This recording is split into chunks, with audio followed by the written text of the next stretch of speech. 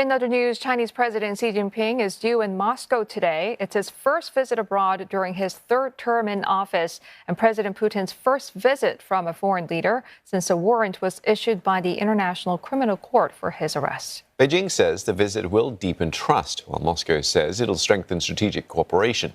Ahead of the visit, Mr. Putin, in an article written for a Chinese newspaper, said his country has pinned great hopes on Xi's visit and called the Chinese leader a good old friend. He also says there are no limits or taboo subject when it comes to the ties with China. Stuart Smith reports from Moscow. Russia's lost a lot of partners and a lot of trade since launching its so-called special military operation last year. To have the leader of the world's second largest economy and such a geopolitical heavyweight visit regardless is being presented here as a major endorsement.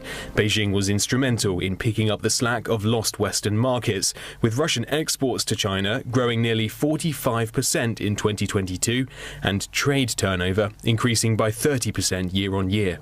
Chinese are taking over some of the industries. For example, the Chinese share on the Russian car market quadruplied, grew from 9 to 37% in 22. And Russia is generally interested in China supplying industrial equipment, materials, components, and also replacing the Western producers in a number of sectors. Beijing's also provided a political buffer at the United Nations by abstaining on votes condemning Russia's actions and continuing to strengthen political ties despite powerful Western opposition.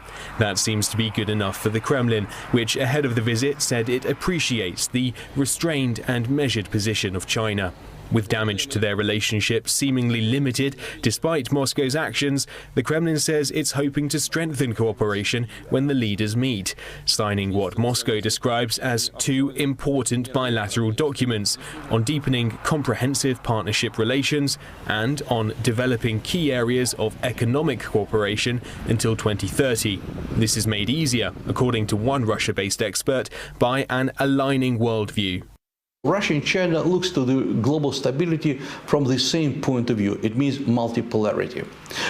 And it means that each country could propose its own ideas that should not contradict with the interests of other countries. Ukraine will be discussed, and so will military technical cooperation with China. It's not clear if they'll be related, but China says it has not and will not supply weapons to Russia, despite US intelligence alleging otherwise. Moscow said it acknowledged China's suggestions for peace. Beijing's given no indication, though, that pressure or political influence will be leveraged to make that happen. Russia says throughout that no matter what, its goals will be achieved. And so while the current conflict does frame the relationship between Russia and China, it seems the leaders want to make sure it doesn't get in the way of other interests. Stuart Smith, CNA, Moscow.